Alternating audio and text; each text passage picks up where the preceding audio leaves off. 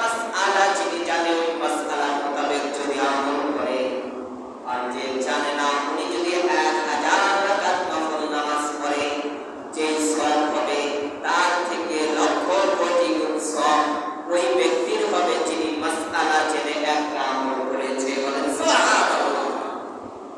শয়তান বলেন মাসআলা জেনে যারা ইবাদত করে তারা আমার কোমরটা ভেঙে দেয়, আর মাসআলা ছাড়া যারা আমল করে তাদেরকে আমলের মধ্যে আমি লাগায় রাখি।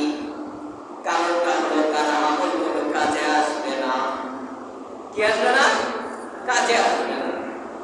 নামাজের মধ্যে মাসআলা রয়েছে, যাকাতের মধ্যে মাসআলা রয়েছে। যাকাত কিভাবে আদায় করবেন, ফিতরা দিবেন, ফিতরার মধ্যে মাসআলা রয়েছে। বাহিরুন জালের মাসআলা রয়েছে।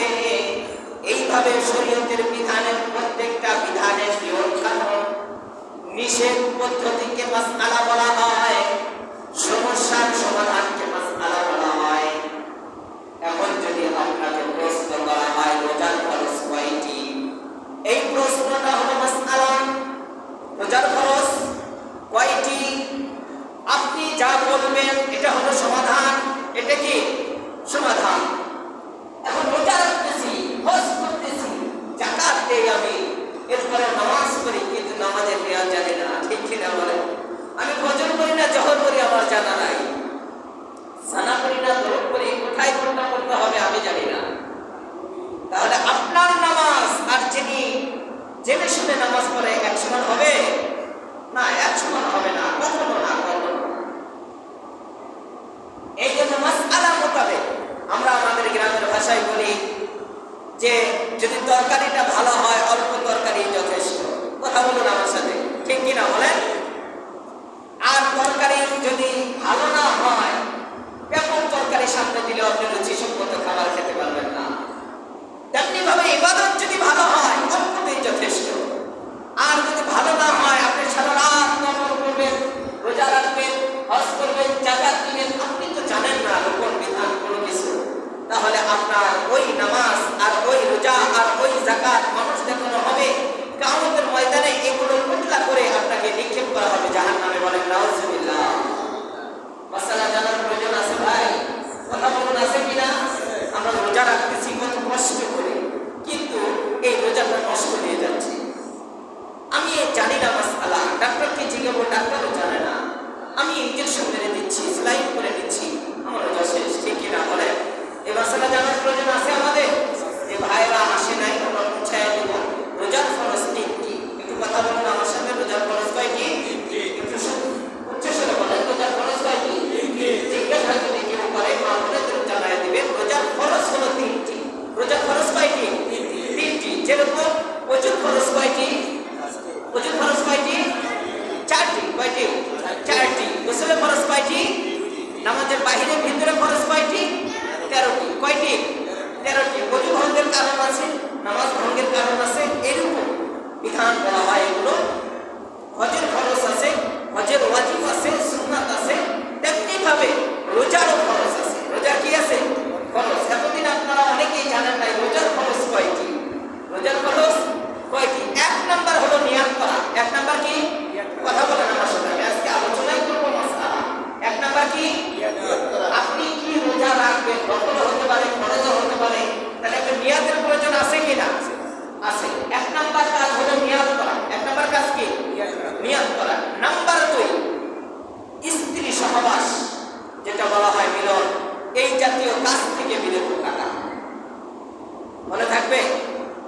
3 নাম্বার সুবে সাদিক থেকে সূর্য অস্ত পর্যন্ত, এর মানে আমরা যে ইফতার করি, সহজ ভাষায় বলি সাহারি থেকে ইফতার।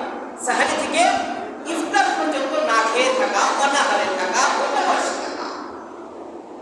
কোন প্রকার খাদ্য জাতীয় জিনিস আপনার খাওয়া যাবে না। আবারও বলছি, রোজা ফরজ কয়টি? কথা বলুন। এটা মাসআলা যদি জানেন, আপনি 3000 টাকা নফল নামাজের সওয়াব পাবেন। সুবহানাল্লাহ বলেন। জানার প্রয়োজন আছে তো? 1 নাম্বার হলো নিয়াত করা। 1 নাম্বার কি? নিয়াত করা। নাম্বার 2 স্বামী স্ত্রীর দিল মহব্বত থেকে দূরে থাকা। নাম্বার 3 সুবে সাদিক অর্থাৎ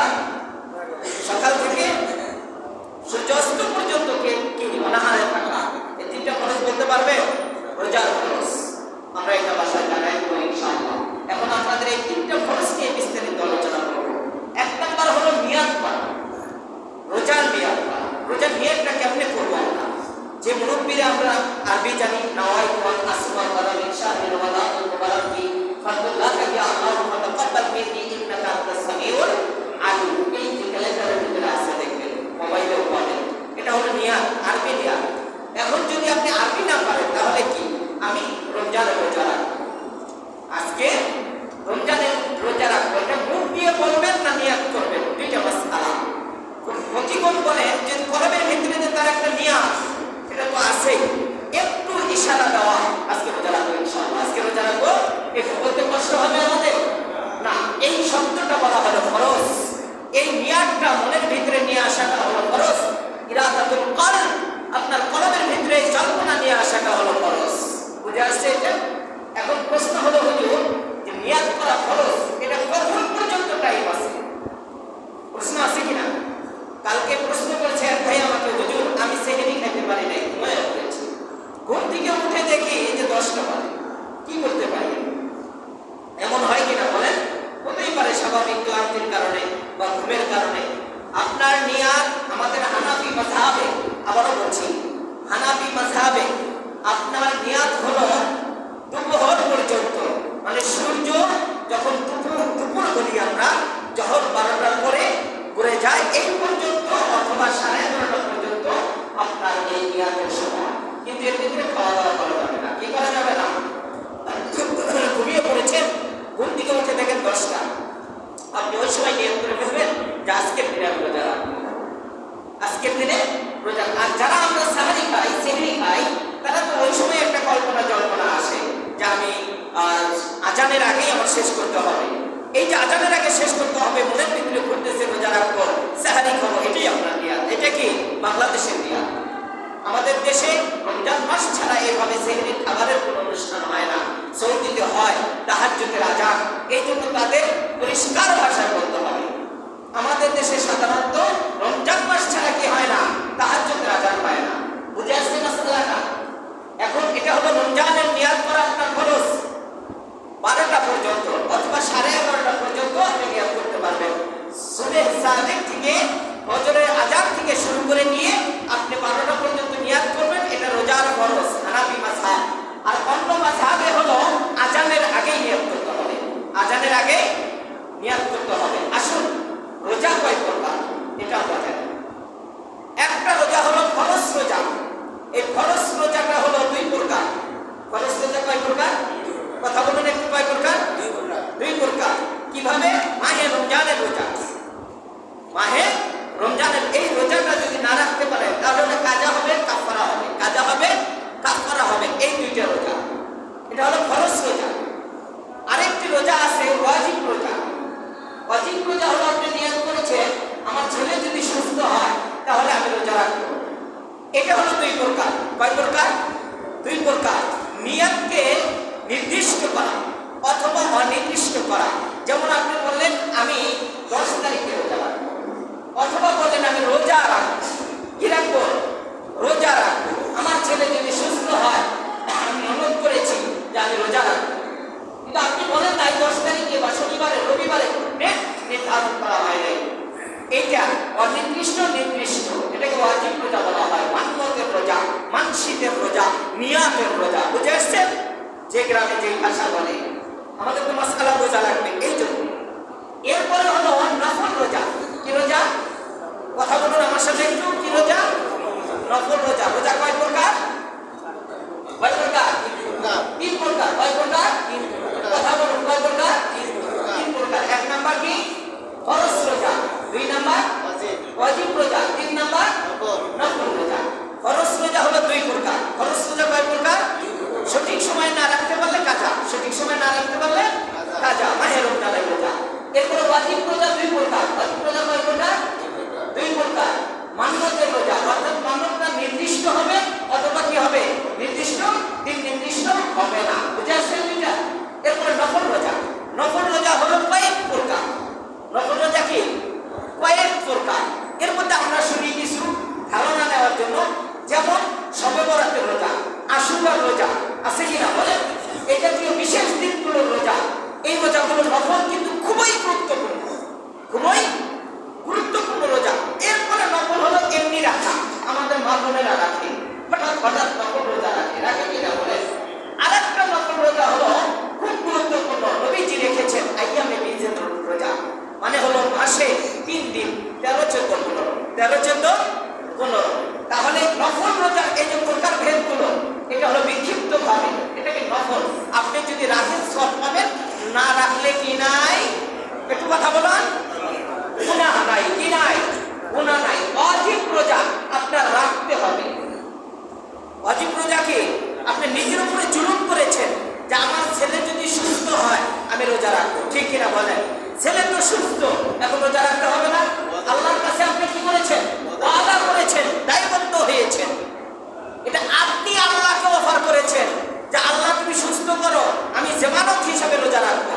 আপনি যদি না রাখেন তাহলে আদালতে দাঁড়াইতে হবে যে তুমি মিথ্যক, ঠিক কিনা বলেন? এটা আপনি আল্লাহর উপর চাপিয়ে দিয়েছেন, ঠিক কিনা? বুঝুন কথাটা। আর একটা হলো আল্লাহ আপনার উপরে চাপিয়ে দিয়েছে, তাহলে ফরজ। তাকে ফরজ, এটা আপনার রাখতেই হবে। একটা আপনি আল্লাহর কাছে ওয়াদা করেছেন, আর একটা আল্লাহ বিধান দিয়েছে যে তোমার রাখতে হবে। তাহলে আমরা যারা মান্যত করি আমার ছেলে যদি সুস্থ হয় তাহলে রোজা রাখতে হবে। আমার ছেলে যদি মেডিকেলে যাওয়ার পর সুস্থ হয়, বা আমি যেই নিয়তে মান্যত করেছি আমার নিয়ত পূরণ হয়েছে, আমার গরু ছাগল হতে পারে, জমি হতে পারে, আমার মামলা হতে পারে, যে কোনো বিষয় আদার্স সাইডে হাজারো প্রকার ভেদ থাকতে পারে, আপনি মান্যত করেছেন, মান্যত পূরণ হয়েছে, আপনি রোজা রাখবেন। বুঝে আসছে মাসআলাটা?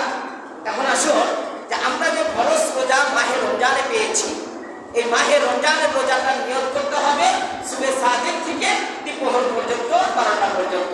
আর এছাড়া আপনার যে ওয়াজিব রোজাটা আছে, ওয়াজিব দিন নির্দিষ্ট করা যে আমি 10 তারিখে রাখবো, এইটারও নিয়ত এইভাবেই করতে হবে। এছাড়া নফল যত রোজা রয়েছে, কসমের রোজা হতে পারে, কাফারের রোজা হতে পারে, জেহাদের রোজা হতে পারে, আরো নফল রোজা রয়েছে যাতে কসম করেছিলেন স্ত্রীর সাথে, এগুলো কি করতে হয়? রোজা রাখতে হয়। এই রোজাগুলোর নিয়ত আপনার ফজরের আগেই করতে হবে। কোন সময় করতে হবে? ফজরের আগে। আবার সহজ করে দেই, ওয়াজিব এবং ফরজ মাহে রমজানের রোজা, আবারও বলছি একটু খেয়াল করেন, মাহে রমজানের রোজা এবং ওয়াজিব দিন নির্দিষ্ট রোজা, মান্যতের রোজা, এই দুইটা রোজার নিয়ত আপনার সুবে সাদিক থেকে দ্বিপ্রহর পর্যন্ত করতে পারবেন। এছাড়া যত রোজা রয়েছে সব রোজার নিয়ত ফজরের আগে করতে হবে। সব রোজার নিয়ত ফজরের